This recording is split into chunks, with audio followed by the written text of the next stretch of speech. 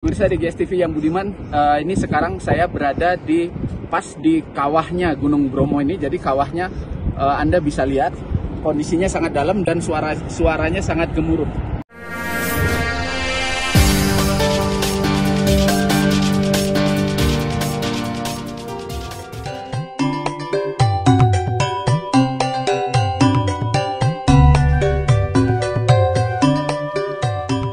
Om Swastiastu. Halo pemirsa di GSTV dimanapun berada, selamat berjumpa kembali di channel kesayangan Anda. Channel yang menayangkan segala kegiatan umat Hindu dari Sabang sampai Merauke, dari Miangas sampai Pulau Rote. Pemirsa, perjalanan kali ini DGSTV akan mengajak Anda semua untuk melihat megahnya Pura Luhur Poten dan indahnya panorama puncak Gunung Bromo. Namun sebelum lanjut, bagi Anda yang belum subscribe, silahkan subscribe, like, comment, share, dan nyalakan lonceng notifikasi agar selalu mendapatkan notifikasi video-video terbaru dari DGSTV. Pemirsa, Pura Poten atau Pura Luhur Poten Gunung Bromo yang terletak di tengah lautan pasir Gunung Bromo menjadi salah satu tempat beribadah suku Tengger untuk memuji ide Sang Hyang Widiwasa dalam manifestasinya sebagai Dewa Brahma. Pura ini dibangun pada tahun 2000 dengan arsitektur campuran adat Bali dan adat Jawa yang bangunannya terbagi menjadi 3 zona atau 3 mandala. Yang pertama yakni Utama Mandala yang disebut juga Jeroan atau tempat pemujaan atau persembahyangan yang terdiri dari Padma yang fungsi utamanya adalah menjadi tempat pemujaan kepada Sang Hyang Widi atau Tuhan Yang Maha Esa. Padma tidak beratap, terdiri dari bagian kaki atau tepas, badan atau batur, dan kepala atau sari yang dilengkapi dengan bedawang, nala, garuda, dan angsa. Bedawang nala yakni lambang kura-kura raksasa yang mendukung Padmasana dibelit oleh 2 ekor naga, garuda, dan angsa dengan posisi terbang di belakang badan Padma yang masing-masing menurut mitologi melukiskan keagungan bentuk dan fungsi Padmasana. Yang kedua adalah bangunan sekepat atau tiang 4 yang fungsinya untuk penyajian sarana upacara atau aktivitas rangkaian upacara. Kemudian ada Balai Pawedan tempat Romo Mangku melakukan pemujaan. Nah, selain itu ada zona tengah atau Madhya Mandala yang disebut juga Jabat Tengah, yaitu tempat persiapan dan pengiring upacara yang terdiri dari 1 kori agung Candi Bentar. Bentuknya serupa dengan tugu, kepalanya memakai gelung mahkota segi 4 atau segi banyak yang bertingkat-tingkat mengecil ke atas dengan bangunan bujur sangkar. Segi 4 atau segi banyak dengan sisi-sisi sekitar 1 depa alit, depa madya, dan depa agung. Kemudian kedua ada Balai Kentongan atau Balai Kulkul yang letaknya di sudut depan pekarangan pura. Fungsinya adalah untuk tempat kulkul yang dibunyikan awal, akhir, dan saat-saat tertentu dari rangkaian upacara. Kemudian yang ketiga, yakni Balai Bengong atau Pewargan Suci yang letaknya di antara Madhya Mandala dan Nista Mandala. Fungsinya yaitu untuk mempersiapkan keperluan sajian upacara yang perlu dipersiapkan di pura yang umumnya jauh dari desa tempat pemukiman. Nah, selain itu zona terakhir yakni zona depan atau Nista Mandala yang disebut juga Jaba Sisi, yaitu tempat peralihan dari luar ke dalam pura yang terdiri dari bangunan Candi Bentar dan bangunan penunjang lainnya. Pekarangan pura dibatasi oleh tembok penyengker. Batas pekarangan pintu masuk di depan atau di jaban tengah atau sisi memakai Candi Bentar dan pintu masuk ke jeroan utama memakai kori agung. Nah pemirsa, Pura Luhur Poten biasanya mencapai puncak kunjungan wisatawan pada saat perayaan Kasada. Nah, bagi Anda yang ingin menyaksikan kemegahan dan kesakralan Pura Luhur Poten saat Kasada, Anda harus merencanakan dari jauh-jauh hari ya, karena fasilitas-fasilitas dan akomodasi di kawasan Bromo dan sekitarnya seringkali sudah full book bila Anda terlambat memesan. Pemirsa di GSTV, untuk menuju Pura Poten Bromo kita harus melintasi lautan pasir yang bisa ditempuh dengan berjalan kaki, menyewa kuda, ojek motor, ataupun jeep.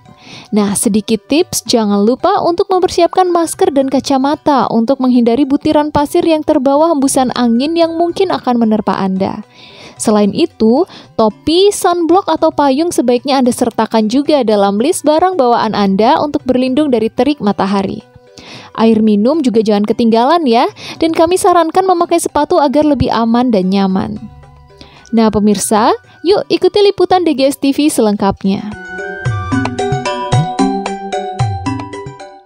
Pemirsa, dari lokasi parkiran kami menyewa sebuah jeep untuk bisa sampai ke Pura Luhur Poten di Bromo. Namun sebelumnya di pintu gerbang kami harus membeli tiket yang dikelola oleh Dinas Kehutanan sebesar Rp25.000 per orang. Perjalanan ini dengan menggunakan jeep kisaran 20 sampai dengan 25 menit kami sudah sampai di sana. Ayo ikuti terus perjalanan DGS TV.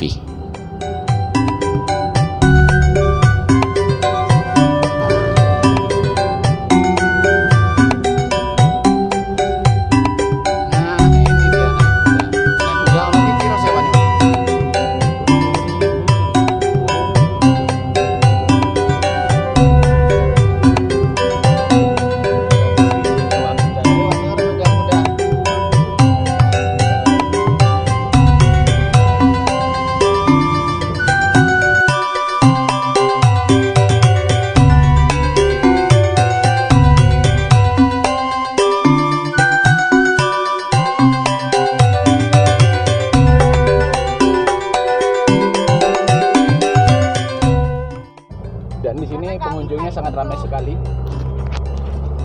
sekali, pemirsa. Anda dapat saksikan di depan sana, banyak sekali pengunjungnya, dan ini hanya mobil-mobil jenis Jeep yang bisa masuk ke areal ini, teman-teman ya. Nah itu di depan teman-teman bisa saksikan ada pura. Nah ini adalah yang dibilang lautan pasir, teman-teman ya. Bisa dilihat. Nanti sampai nunggu yang ini ya di sana, di bawah sana. Saya tunggu di parkiran sana. Oh gitu. Nanti kalau udah selesai mau balik telepon saya. Paling munggah aku ya merono ya.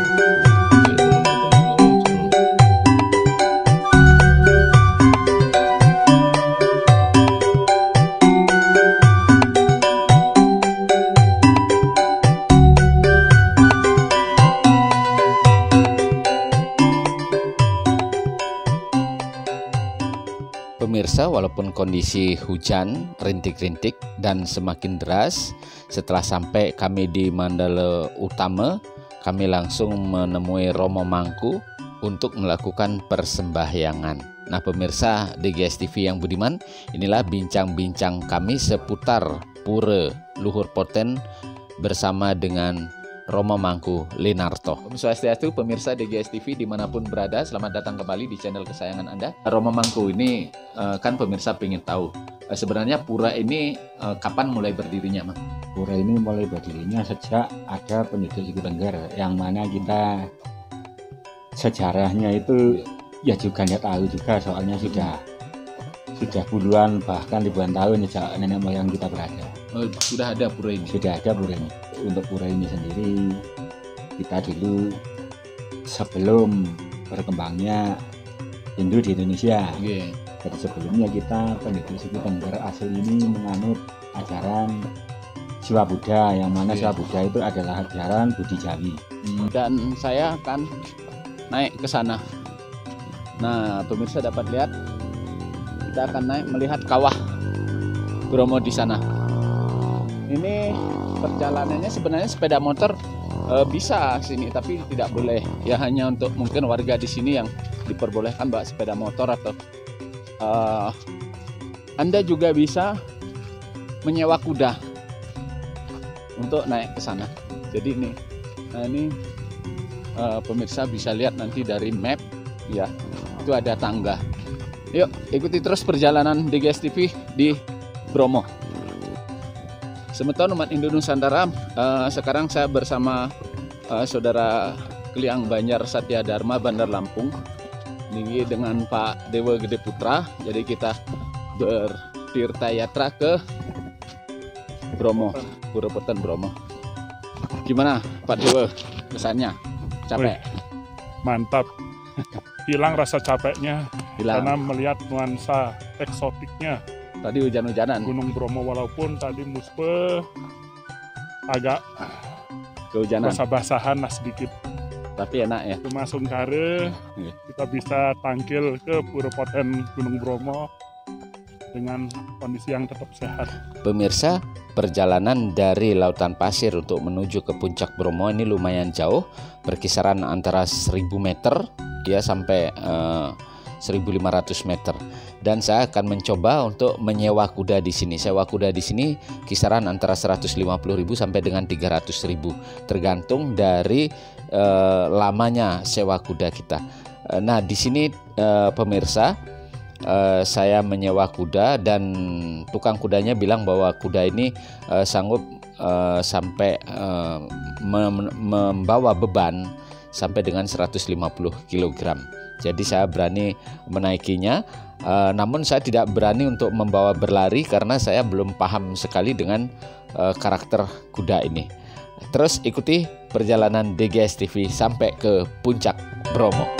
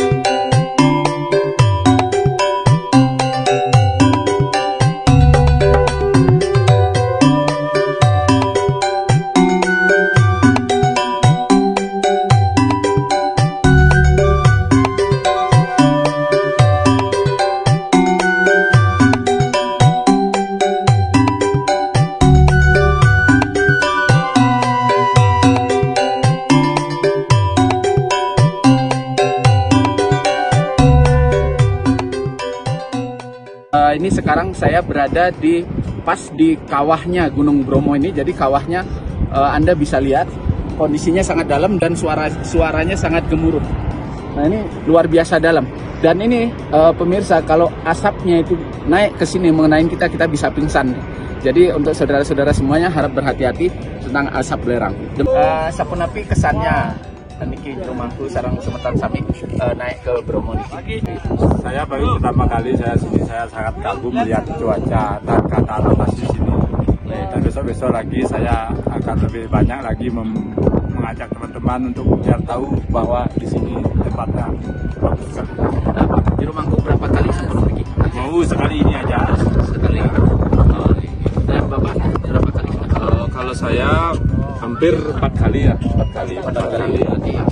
Yang mau mampir Brusele, ingat mampir di toko Dewi Cha, menjual dulang dari bahan fiber.